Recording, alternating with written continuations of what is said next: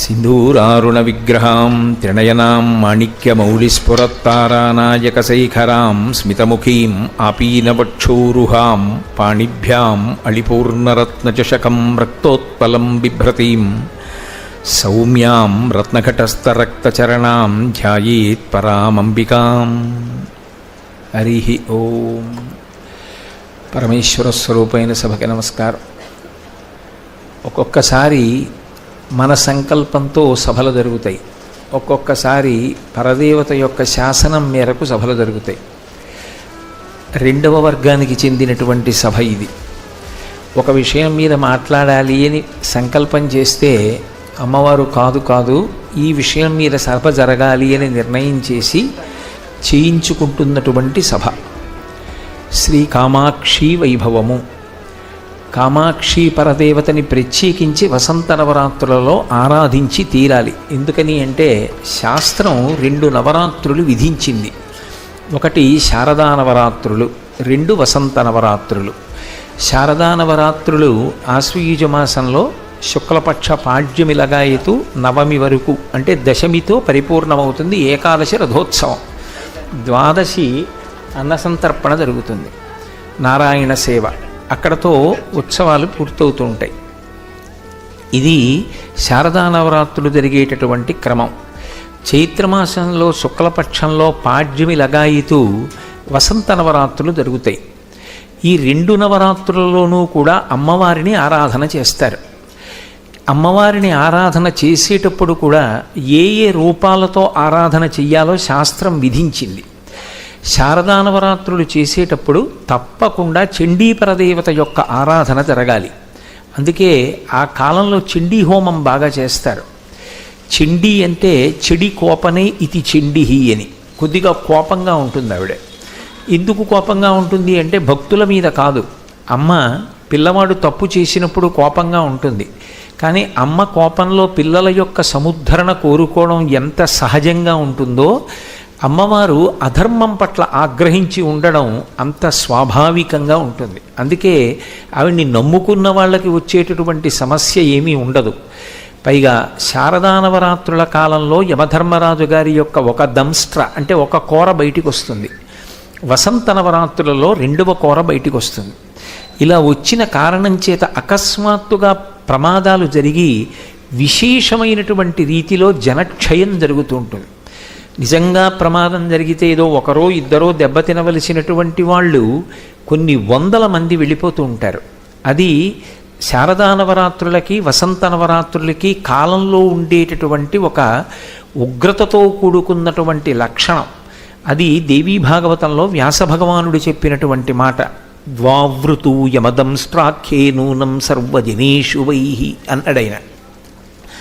యమధర్మరాజు గారి యొక్క 2 కోరలలో ఒక కోర శారదా నవరాత్రులలో బయటికి వస్తే ఒక కోర వసంత నవరాత్రులలో బయటికి వస్తుంది. ఆ సమయంలో జనక్షయం అవుతుంది, ప్రమాదాలు జరుగుతాయి. వీటి నుంచి కాపాడుకోవడానికి మార్గమేది అని అడిగారు. శారదా నవరాత్రులలో చండీపరదేవతని ఆరాధన చేసి చిట్ట చివర సరస్వతీ పూజలు చేస్తారు. ఈ వసంత నవరాత్రులలో అమ్మవారి యొక్క సాత్విక స్వరూపారాధనం జరగాలి. అంటే చక్కగా అమ్మవారి లలితా సహస్రనామ స్తోత్ర పారాయణము, కామాక్షి పరదేవతకి సంబంధించినటువంటి వైభవాన్ని చెప్పుకోవడము, లలితా సహస్రనామ స్తోత్రంలో ఉండేటటువంటి నామాల గురించి వ్యాఖ్యానం చేయడము, అమ్మవారికి కుంకుమార్చనలు చెయ్యడము, ఇటువంటి సాత్వికమైనటువంటి ఆరాధనలు, అంటే పెద్ద పెద్ద హోమాలు యజ్ఞాలు యాగాలు చెయ్యకపోయినా నామావళిని చదువుకోవడం, అమ్మవారిని కుంకుమతో చైతన్య కుసుమాలతో ఆరాధించడం, అమ్మవారికి సంబంధించినటువంటి విషయం మీద ప్రవచనం చెయ్యడం వినడం, ఇటువంటివన్నీ కూడా పరదేవత యొక్క అనుగ్రహం చేత సమాజ రక్షణకు వ్యక్తి రక్షణకు కూడా దోహదపడతాయి అని శాస్త్రవాక్కు. అటువంటి వసంత నవరాత్రులలో విశేషించి ఇవాళ ప్రదోష వేళకి పంచమి తిథి ఉంది.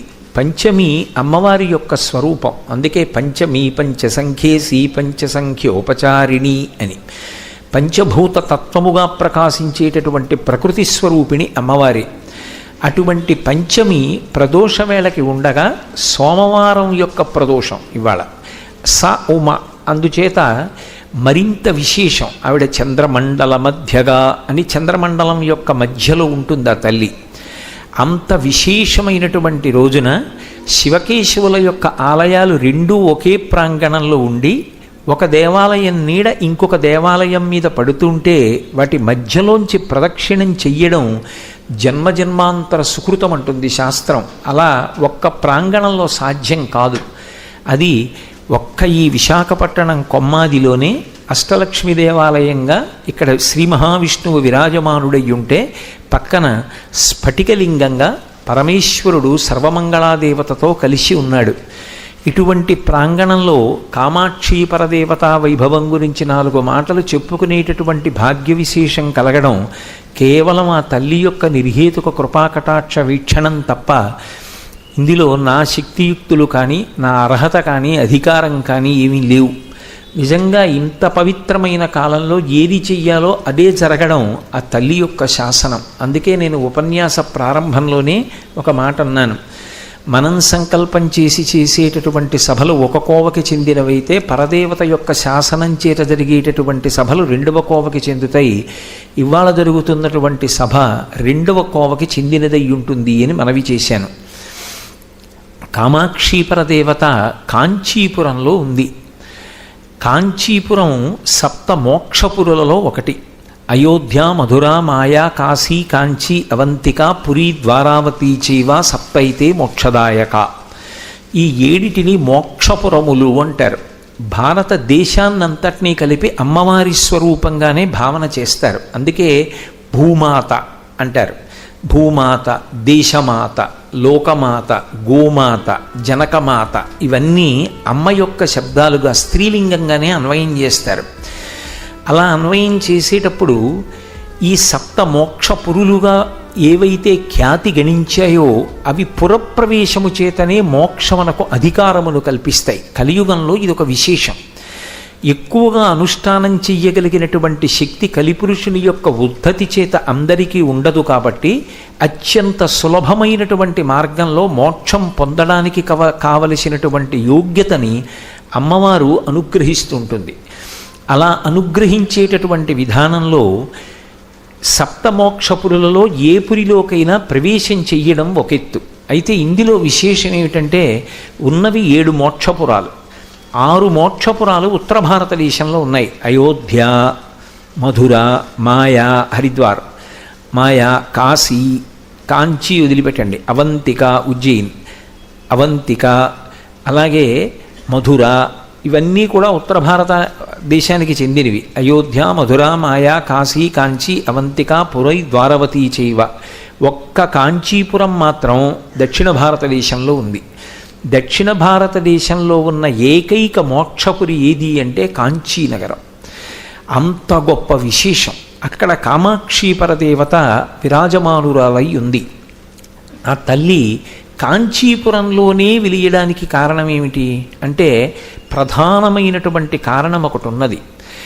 కాంచీపురంలో అమ్మవారు ఉన్నటువంటి గర్భాలయాన్ని అన్ని దేవాలయాల్లా గర్భాలయము అని పిలవరు. దానికి వైదికమైనటువంటి పేరు ఇంకొకటి ఉంది, బిలాకాశము అంటారు. మీరు ఎప్పుడైనా కాంచీపురానికి వెళ్ళి వైదిక స్పర్శ కలిగినటువంటి పెద్దలతో మాట్లాడితే వాళ్ళు బిలాకాశంలో ఉంది అమ్మవారు అంటారు. బిలాకాశము అన్న మాట ఎందుకంటారంటే గర్భమునందు ఉన్నటువంటి శిశువు యొక్క పోషణ తల్లి యొక్క నాభిగొట్టం ద్వారా జరుగుతుంది అని. ఈ సమస్తమైనటువంటి భరతఖండాన్ని కూడా ఒక మాతృస్వరూపంగా భావన చేస్తే అందులో నాభీ ప్రదేశము ఉన్నటువంటి కేంద్రము కామాక్షి పరదేవత ఎక్కడ ఆసీనురాలై ఉంటుందో అది ఖచ్చితంగా నాభీ కేంద్రమై ఉంటుంది. అందుకే దాన్ని బిలాకాశం అని పిలుస్తారు. ఒకప్పుడు ఈ మధ్యకాలంలోనే జయేంద్ర సరస్వతి స్వామివారు కామాక్షి పరదేవతకి అభిషేకం చేయడం కోసం బిలాకాశంలోకి వెళ్ళారు. వెళ్ళి వారికి ఎందుకో ఆలోచన వచ్చింది, అసలు అమ్మవారు పద్మాసనం వేసుకుని కూర్చుని ఉంటే ఆసనం మీద ఎక్కడ వరకు తగులుతూ కూర్చుందో చూద్దాం, ఒక్కసారి ఆ ఆసనాన్నంతటినీ కూడా పరిశీలించి చూడమన్నారు. అక్కడ ఉన్నటువంటి ఆసనాన్ని కొద్దిగా కదిపి ఆ ఉన్నటువంటి వ్యవస్థని మార్చి చూస్తే అసలు అమ్మవారు ఆసనం మీద కూర్చుని లేదు. ఆవిడ ఆకాశంలో తేలుతూ ఉంది. ఎప్పుడైతే ఆవిడ అసలు ఆసనం మీద కూర్చుని లేదనేటటువంటి విషయం ధృవపడిందో అది చూసి జయేంద్ర సరస్వతి స్వామి కూడా ఆశ్చర్యపోయారని నాకు స్వయంగా కామాక్షి పరదేవతా దేవాలయ శ్రీకార్యం ఎప్పటి నుంచో కామకోటి పీఠాన్ని నమ్ముకుని ఉన్నటువంటి మహానుభావుడు ఆయన, నేను గత సంవత్సరం కాంచీపురం వెళ్ళినప్పుడు నాకు ఈ విషయాన్ని చెప్పి, ఆవిడ దేని మీద కూర్చుని లేదు, ఆకాశంలోనే అంటే పీఠం మీద కాకుండా గాలిలోనే ఉంటుందావిడ అన్న విషయం సువ్యవస్థితమై ఆశ్చర్యపోగానే కాంచీపురం అంతా దట్టమైన మేఘాలు పట్టి కుంభవృష్టి కింద వర్షం పడిందిట. మళ్ళీ ఆ ఆసనాన్ని మూసేసే వరకు. అంటే ఆవిడ బిలాకాశమునందు ఉంటుంది. అంత గొప్ప దేవతాస్వరూపం. ఆవిడికి కామాక్షి అని పేరు. కామాక్షి అని పేరు రావడానికి ఒక ప్రధానమైనటువంటి కారణం.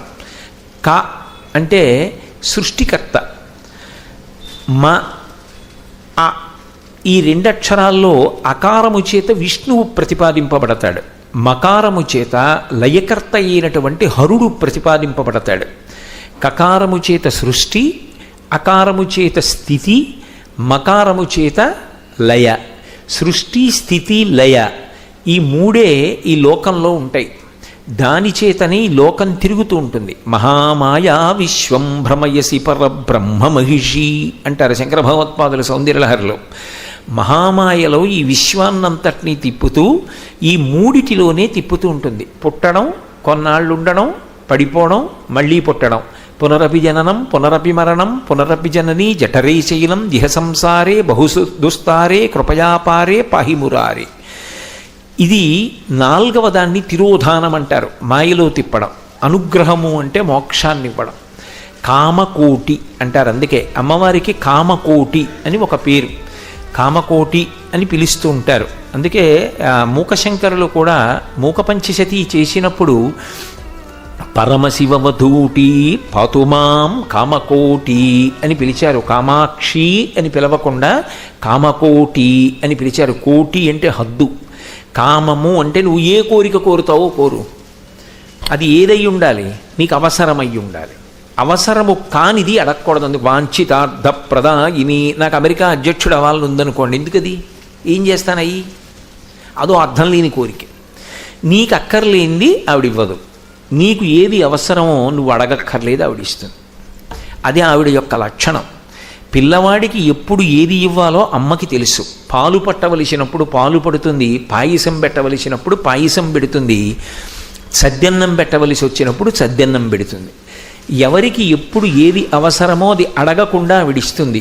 కాదు కాదు, నీకు ఒక అవసరం తీరక అలమటిస్తూ ఉంటే త్రికరణ శుద్ధిగా ఆవిడ్ని ప్రార్థన చేస్తే ఆవిడ అనుగ్రహించకపోవడం అన్న మాట లేదు. అది ఎక్కడ నుంచి ఎక్కడ వరకు అన్నారు. లౌకికమైన ఏ కోరిక నుండి మోక్షము వరకు ఆవిడ ఇవ్వలేనిది లేదు. కోటి హద్దు, ఎక్కడ వరకైనా సరే ఆవిడ ఇవ్వగలదు. అందుకే ఆవిడ పేరే కామకోటి. పాతుమాం కామకోటి అంటారు మూకశంకరులు. అటువంటి తల్లి కనుక ఆమె సృష్టి స్థితి లయ ఈ మూడు జరగడానికి బ్రహ్మగారికి సృష్టి చెయ్యడానికి యోగ్యమైనటువంటి శక్తి స్వరూపంగా సరస్వతీదేవినిచ్చింది. విష్ణువు స్థితికారుడు, లోకములను రక్షిస్తూ ఉండాలి. ఆయన ఎప్పుడూ ధర్మపక్షపాతి, ధర్మం కోసం అవతార స్వీకారం చేస్తాడు ఆయన. యదా యదా హి ధర్మస్య గ్లానిర్భవతి భారత అంటాడు. ఆ ధర్మ సంస్థాపనార్థం స్థితికర్తగా ఆయన వ్యవహరించవలసి ఉంటుంది. కాబట్టి ఆయనకి కావలసినటువంటి శక్తి స్వరూపమైనటువంటి లక్ష్మిని ఆమె తన చూపుల చేత సృజించి ఇస్తుంది. ఇక సమస్త లోకములు పుట్టి చచ్చి బడలిపోతే వాళ్ళందరికీ కొంత శాంతినివ్వడానికి, మహాప్రళయాన్ని చెయ్యడానికి పరమశివుడికి కావలసినటువంటి శక్తిని రుద్రాణీ రూపంలో ఇస్తుంది. ఈ మూడు శక్తులను ముగ్గురుకి త్రిమూర్తులకు ఇవ్వగలిగినటువంటి మూలశక్తి కనుక ఆమె కామాక్షి. అది ఎలా ఇస్తుంది అని అడిగారు. కేవలము తన చూపుల చేత ఇస్తుంది. అందుకే పోతన గారు భాగవతాన్ని ప్రారంభం చేస్తూ శ్రీకైవల్యపదంబు చేరుటకునై చింతించదన్ లోకరక్షైకారంభకు భక్తపాలన కళా సంరంభకున్ దానవోద్రేక స్తంభకు కేళిలోల విలస దృగ్జాల సంభూత నానా కంజాత భవాండ కుంభకు మహానందాంగన ఢింబకున్ అంటారు. మహానందాంగన అంటే కామాక్షి. ఖడ్గమాలా స్తోత్రం చేస్తూ ఆనందమునకు హద్దులు చెప్తారు. ఆనందమునకు హద్దులు చెప్పినప్పుడు ఏదో మానవానందము, దేవతానందము, బ్రహ్మలోకానందము ఇలా చెప్పుకుంటూ వెళ్ళి మహానందము అని ఒకటి ఉంటుంది. ఆ మహానందము ఘనమైతే కామాక్షి. ఆవిడ యొక్క కుమారుడుగా శ్రీ మహావిష్ణువు అవతారాలు స్వీకరిస్తూ ఉంటాడు. అందుకే కరాంగుళిన కోత్పన్న నారాయణ దశాకృతి వ్యాసుడే చెప్పాడు. వ్యాసుడు చెప్పింది ఒకటి నచ్చిందండి, వ్యాసుడు చెప్పింది మాకు ఇంకోటి నచ్చలేదండి అనడానికి మనకు అధికారం ఏమి ఉండదు. నచ్చితే అన్నీ నచ్చాలి, నచ్చకపోతే మొత్తం మానేయాలి. మానేస్తే నువ్వు పాడవుతావేమో కానీ వ్యాసుడు పాడయ్యేది ఏమీ ఉండదు. కాబట్టి వ్యాసుడు ఏది చెప్పినా సత్యమే అని అంగీకరించాలి. కరాంగుళిన కోత్పన్న నారాయణ దశాకృతి. అమ్మవారు ఇలా అంది అంటే 10 వేళ్లల్లోంచి శ్రీ మహావిష్ణువు యొక్క దశావతారములు వచ్చాయి. ఇప్పుడు కృష్ణుడెవరు? మహానందాంగన ఢింబకున్. అంగన అంటే ఆ స్త్రీ, మహానంద స్వరూపిణి అయినటువంటి కామాక్షి పరదేవత యొక్క కుమారుడే పరిపూర్ణావతారమైన కృష్ణుడు అని చెప్పకుండా అంతర్లీనమైనటువంటి ఒక గొప్ప రహస్యాన్ని పోతన గారు భాగవత ప్రారంభంలో పద్య రూపంలో, ప్రార్థనా రూపంలో ఆవిష్కరించారు. అందుకే ఆ తల్లి సృష్టి చేయవలసినటువంటి బ్రహ్మగారికి దానికి కావలసినటువంటి శక్తిని సరస్వతీ రూపంగా ఇస్తుంది. విష్ణువుకి స్థితికర్త కనుక దానికి కావలసిన శక్తిని లక్ష్మీ రూపంగా ఇస్తుంది. ప్రళయకర్త అయినటువంటి పరమశివుడికి, ప్రళయకర్త అంటే చంపడం ఒక్కటే మహాప్రళయం అని మీరు అనుకోకూడదు. నిద్రాకాలిక సుఖాన్ని ఇవ్వడం స్వల్పకాలిక ప్రళయం అంటారు. జ్ఞానం ఇచ్చి మోక్షానికి అధికారం ఇవ్వడం ఆత్యంతిక ప్రళయం అంటారు. పుట్టి చచ్చి ఎన్ని జన్మలెత్తినా ఇంకా భగవంతుణ్ణి చేరలేకపోతే ఆయనే మనని పొంది కొంతకాలం జీవులకు విశ్రాంతినిస్తే మహాప్రళయం అంటారు. ఈ 3 ప్రళయములు శివుడు చేస్తూ ఉంటాడు. అందుకే ఆయన మహాకరుణామూర్తి. అంతేగాని శివుడంటే చంపేసేవాడన్న అర్థం ఎక్కడా లేదు లోకంలో. మహామంగళప్రదాత. ఆయనకి కావలసిన శక్తినిచ్చేటటువంటి తల్లి కూడా ఆమెయే. ఇప్పుడు ముగ్గురికి 3 రకములైన శక్తులనిచ్చి ముగురమ్మల మూలపుటమ్మగా నిలబడగలిగిన అమ్మ ఎవరో ఆమె కామాక్షి. అంటే అది మూలతత్వం. అందుకే అమ్మలగన్నయమ్మ ముగురమ్మల మూలపుటమ్మ చాలా పెద్దమ్మ, సురారులమ్మ కడుపారడి బుచ్చినయమ్మ, తన్ను లోనమ్మిన వెల్పుటమ్మల మనంబున ఉండెడియమ్మ దుర్గమాయమ్మ, కృపాబ్ధినిచ్చుట మహత్వ కవిత్వ పటుత్వ సంపదల్లంటారు పోతన గారు. ఆ తల్లి ఏ శక్తినైనా అనుగ్రహించగలదు. అందుకే ఆమె ఎవరు అంటే సృష్టి, స్థితి, లయ ఇవి కాక కంటికి తెలియకుండా అనుభవంలోకి వచ్చేటటువంటి తిరోధానము, అనుగ్రహము అనేటటువంటి 5 కృత్యములను నిర్వహించగలిగినటువంటి పంచకృత్య పరాయణ. అటువంటి తల్లి ఒక చోట రూపాన్ని పొంది కూర్చుని ఉంటే అది కామాక్షి. అందుకే అది స్త్రీలింగమనండి, పుంలింగమనండి. ఎవ్వడు సృజించు ప్రాణుల ఎవ్వడు రక్షించు త్రుంచు ఎవ్వడనంతుండెవ్వడు విభుడెవ్వడు వాడివ్విధమున మనుచు బినుచు హేలారతుడయి అంటారు. ఏ తల్లి ఈ లోకములనన్నింటినీ హేళగా సృజిస్తోందో, నిలబెడుతోందో, పడగొడుతోందో, దానికి కావలసిన శక్తిని 3 మూర్తులకు ఇస్తోందో, అటువంటి ఆదిశక్తి అయినటువంటి అయ్యాదిమశక్తి అంటాడు శ్రీనాథుడు కాశీఖండంలో. అటువంటి ఆదిశక్తి ఒక సాకార రూపాన్ని పొంది నిలబడితే ఆవిడయే కామాక్షి. ఇప్పుడు ఆ కామాక్షి ఏమివ్వలేదు? ఏదైనా ఇస్తుంది ఆవిడ. ఆవిడ సహజంగా శక్తి స్వరూపం. కామాక్షి ఇంకొక రకంగా చూడండి. క అంటే బ్రహ్మశక్తి సరస్వతి, మ అంటే విష్ణుశక్తి లక్ష్మి. ఆవిడ యొక్క 2 కన్నులలో 2 శక్తులు ఉంటాయి. కా మ అంటే సరస్వతి లక్ష్మి. అందుకే సచామర రమావాణి సవ్యదక్షిణ సేవిత అంటాడు వ్యాసుడు లలితా సహస్రంలో. కామాక్షికి ఒకవైపు కుడి చేతి వైపు సరస్వతీదేవి ఉంటుంది, ఎడమ చేతి వైపు లక్ష్మీదేవి ఉంటుంది. కుడి చేతి వైపు సరస్వతీదేవి చామరం వేస్తూ ఉంటుంది, ఎడమ చేతి వైపు లక్ష్మీదేవి చామరం వేస్తూ ఉంటుంది. మీరు నన్ను మన్నించండి, ఇవాళ చాలా చోట్ల పుస్తకాల మీద వేసేటటువంటి చిత్రపటాలలో ఈ రూపాలు తప్పుగా వేస్తున్నారు. కుడి చేతి వైపు సరస్వతి ఉండాలి, ఎడమ చేతి వైపు లక్ష్మీదేవి ఉండాలి.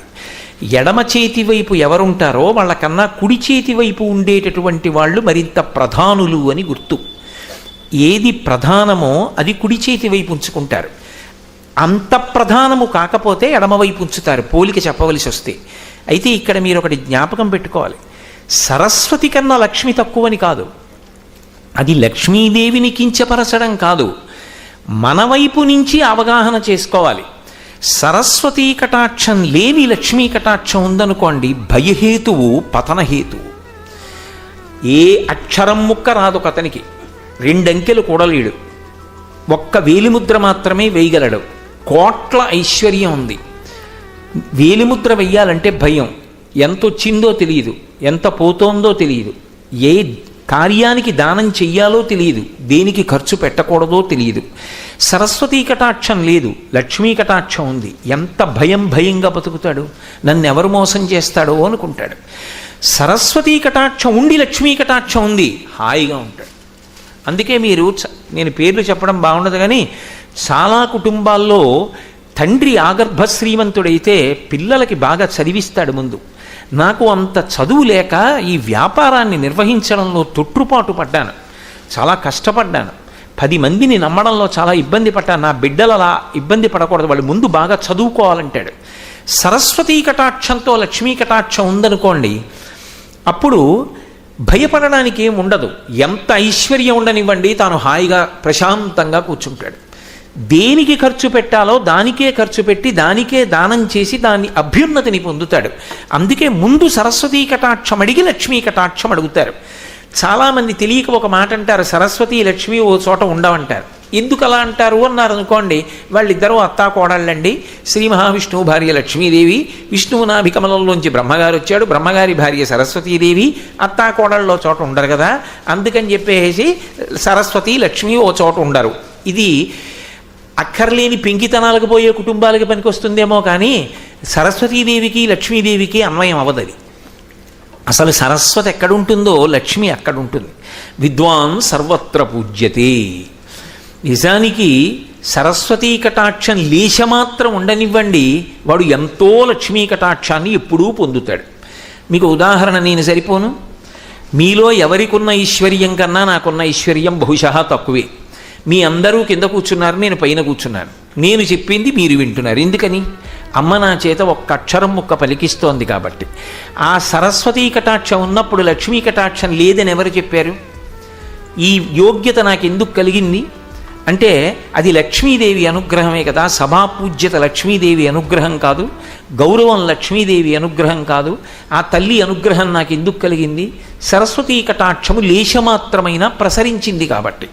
ఇద్దరూ ఒక చోట ఉండరని ఎవరు చెప్పారు? అదో అర్థం లేని సిద్ధాంతం.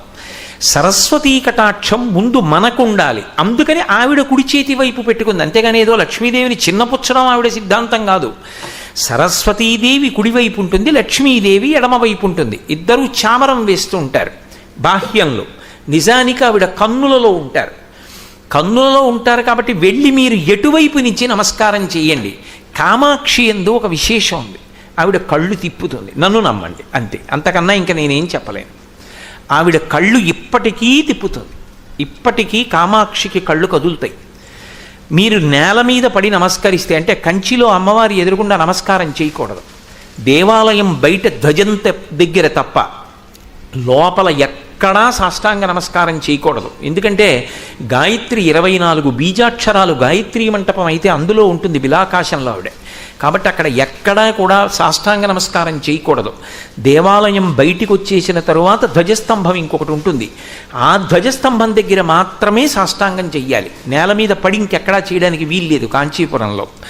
కాబట్టి ఇప్పుడు కామాక్షి పరదేవత యొక్క గొప్పతనం ఏమిటంటే, ఆవిడ మ్రోల మీరు పడ్డారనుకోండి, మీకు గాలి తగులుతుంది. ఏమిటా గాలి అంటే, ఆవిడ పక్కన నిలబడి వింజామర వేస్తూ ఉంటారు సరస్వతి లక్ష్మి. 2 చామరాల్లో ఏదో ఒక గాలి తగులుతుంది, లేదు 2 చామరాల గాలి తగులుతుంది. ఏ చామరం గాలి తగిలినా 3 చామరాల గాలి మీకు తగులుతుంది. వీక్షణం ఆవిడిది కాబట్టి శక్తి కలుగుతుంది. సరస్వతీ లక్ష్మి కటాక్షము కలుగుతుంది. కామాక్షి పరదేవత యొక్క చూపు ప్రసరించినంత మాత్రం చేత ఆ వ్యక్తి సరస్వతీ లక్ష్మీదేవుల యొక్క కటాక్షమనకు పాత్రుడవుతాడు. అందుకే సౌందర్యలహరిలో శంకరులు పూర్తి చేస్తూ సరస్వత్యా లక్ష్మ్యా విధిహరస పత్నో విహరతే అంటూ ఆ సరస్వతీదేవి యొక్క కటాక్షాన్ని మొట్టమొదట ప్రస్తావన చేస్తారు. అలా ఇవ్వగలిగిన తల్లి ఎవరు అంటే కామాక్షి. కాదు, ఇంకొక అర్థం. కాదు అంటే నా ఉద్దేశం ఇది కాదు అని కాదు, అంతే కాదు అని. చూడండి, లోకంలో బహుప్రేమగా ఎవరైనా ఇంకొకరిని చూసుకున్నారనుకోండి, కళ్ళల్లో పెట్టి చూసుకున్నారండి అంటారు. ఒక స్త్రీ తన భర్తని ఎంతో ప్రేమతో అసలు ఆయన కందకుండా చూసుకుంటోందనుకోండి, ఆవిడ కళ్ళల్లో పెట్టుకు చూసుకుంటుందండి అంటారు. కళ్ళల్లో పెట్టుకు చూసుకుంటుందండి అంటే భౌతికంగా నిజంగా ఆయన్ని కనురెప్పలు ఎత్తి లోపల దాచేసుకుంటుందనే కాదు, కను పాపని కాపాడుకున్నట్టు కాపాడుకుంటుంది. ఆమె శంకరుడు విరాగి అయ్యుంటే ఆయన్ని మహాకామేశ్వరుణ్ణి చేసి లోకములకు తండ్రిని అందించి తన ప్రేమ చేత మన్మధుణ్ణి కాల్చేసిన వాణ్ణి తీసుకొచ్చి భర్తగా చేసుకుని తాళి కట్టించుకుంది. ఇది ఆవిడ గొప్పతనం. లోకంలో ఏ పురుషుడైనా పెళ్ళి ఎందుకు చేసుకుంటాడు? ఒక వయసు వచ్చిన తరువాత కామము మనసులో పొటమరిస్తే దాన్ని ధర్మంతో ముడివేసి సంతానమును పొందాలి కాబట్టి ధర్మపత్నిని స్వీకరిస్తాడు. ఆయనకెందుకు ధర్మపత్ని? మన్మధుణ్ణి కాల్చేసిన వాడికి అంటే కాదు, లోకములకు తండ్రి కావాలి. అందుకనే తపస్సు చేసి ఆయన చేత తాళి కట్టించుకుంది. కామేశబద్ధమాంగల్య సూత్ర శోభిత కంధరా అయింది ఆవిడే. ఆయన్ని మహాకామేశ్వరుణ్ణి చేసింది. ఏమిటి ఆయన కామం? నేను ఒక్కడుగా ఉన్నవాణ్ణి అనేకమవ్వాలని కోరుకున్నాడు. అంటే సృష్టి వచ్చింది. ఇప్పుడు సృష్టి చెయ్యాలన్న కామము ఆయనకు కలిగేటట్టు చేసిన తల్లి ఎవరు అంటే ఆ తల్లి. అలా చేసి ఆయన్ని కళ్ళల్లో పెట్టుకు చూసుకుంటూ మనకి తండ్రిని అందించింది. కాబట్టి ఇప్పుడు జగతపితరవు వందే పార్వతీ పరమేశ్వరవు వాళ్ళ కాళ్ళు పట్టుకుని మనం జన్మలు ఎత్తుతూ చేసిన పాపాలు పోగొట్టుకోవడానికి శరీరాన్ని పొందగలుగుతున్నాం. ఈ మహోపకారాన్ని ఆవిడ చేసింది. కాబట్టి కామాక్షి. కాదు, మన్మధుణ్ణి గెలిచేటట్టుగా చేసినటువంటి తల్లి కామాక్షి. మన్మధుడు యథార్థములకు శంకరుడి చేతిలో బూదికుప్ప అయిపోయాడు. బూదికుప్ప అయిపోయినటువంటి మన్మధుడు ప్రార్థన చేయడం సాధ్యం కాదు. రతీదేవి ప్రార్థన చేసింది. అసలు లోకములలో ఎవ్వరూ ఊహించలేనటువంటి పరమాద్భుతమైన శక్తిని ఆవిడ తన అపాంగత్వే లబ్ధ అంటారు శంకర భగవత్పాదులు. పొట్టి చూపు చేత అనుగ్రహించింది. పొట్టి చూపు గొప్పదా, పొడుగు చూపు గొప్పదా అంటే పొడుగు చూపు పొట్టి చూపు కన్నా గొప్పది ఎప్పుడూ కాదు. ఎందుచేత అంటే ఇప్పుడు నేను ఇక్కడ మాట్లాడుతున్నాను, పొడుగు చూపు అంటే అలా మీ అందరినీ చూస్తున్నాను. నిజానికి మీ అందరినీ చూస్తున్నా మీ అందరు ఏం చేస్తున్నారో, మీలో సభలోకి ఎవరు వచ్చారో నా మనసులోకి వెళ్ళొచ్చు వెళ్ళకపోవచ్చు, చెప్పలేను. ఎందుచేత అంటే ఇందులో ఎవరొచ్చారో నేను పరిశీలనం చేస్తున్నాను అనుకోండి, అసలు నా మనసులో కామాక్షి పరదేవతకు సంబంధించిన ఆలోచనలు ఎలా ఉద్భుతమవుతాయి? కంటికి చూడడం ధర్మం కాబట్టో సార్ అలా చూస్తూ ఉంటుంది. కానీ లోపల ఎవరుంటారు అంటే నేను ఏం చెప్పాలి కామాక్షి గురించి అనేటటువంటి ఆలోచన విస్ఫోటనం ఉంటుంది. లోపల ఇంకొక విషయాన్ని పట్టుకుంటూ ఉంటుంది మనస్సు. పైకి ధర్మం కాబట్టి కన్ను తిరుగుతూ ఉంటుంది. ఇప్పుడు లోపల ఉన్నటువంటిది ఏది ఉందో అది లగ్నమవుతుంది. అలా మీరు చూడండి, ఇలా నేను చూస్తున్నటువంటి చూపు పెద్ద విలువైన చూపు కాదు, ఏదో అలా చూస్తున్నానంతే, ప్రత్యేకించి చూస్తున్నానని చెప్పడం కష్టం. కానీ నాకు చాలా ప్రీతిపాత్రమైన వస్తువు ఒకటి ఉందనుకోండి. ఉదాహరణకి నేను ఇలా మాట్లాడుతుండగా నా చేతికున్న గడియారం జారిపోయిందనుకోండి, నేను ఆ గడియారం తీసి పెట్టుకోవడం కుదరదు కాబట్టి ఇలా పక్కన పెట్టి ఆఖరణ మరిచిపోయి వెళ్ళిపోతానేమో, చేతికే ఉండిపోయిందని భ్రాంతి పడతానేమోనని 1-4 మాటలు వెళ్ళేటప్పుడు నేను నా గడియారం పట్టుకెళ్ళాలని గుర్తు పెట్టుకోవడానికి ప్రసంగం చేస్తున్నా, మధ్య మధ్యలో ఇలా చూసుకుంటున్నాను అనుకోండి, ఈ పొట్టి చూపు దాని మీద అనురక్తి, ఎక్కడ మరిచిపోతానో అని. అంటే నిజానికి లోపల ఉన్న విషయంతో పాటుగా ఇప్పుడు అనురక్తి దేని మీద కూడా ఉంది. పొట్టి చూపు దేని మీద ఉందో అంటే ఇలా చూసిన చూపు అపాంగత్వే అంటారు. అంటే ఇలా తల తిప్పి చూడడం కాదు, ఇలా చూడడం. అంటే అనురక్తి ఉంటే అలా చూస్తారు. ఇలా చూస్తే దాని మీద పెద్ద అనురక్తి ఉందా లేదా చెప్పడం కష్టం. కానీ ఇలా కానీ చూస్తే అనురక్తి, కటాక్షం అంటారు. కంటి చివరి నుంచి చూడడం. అటువంటి కటాక్షము ఆవిడ ప్రసరించింది మన్మధుడి మీద. ఎవరి మీద? బూదికుప్ప అయిపోయిన వాడి మీద. ఆవిడ కంటి చూపు ఇలా పడింది. మన్మధుడి యొక్క శక్తి ఏమైంది? ఊహించడానికి వీలు లేకుండా అయింది. అది కామాక్షి.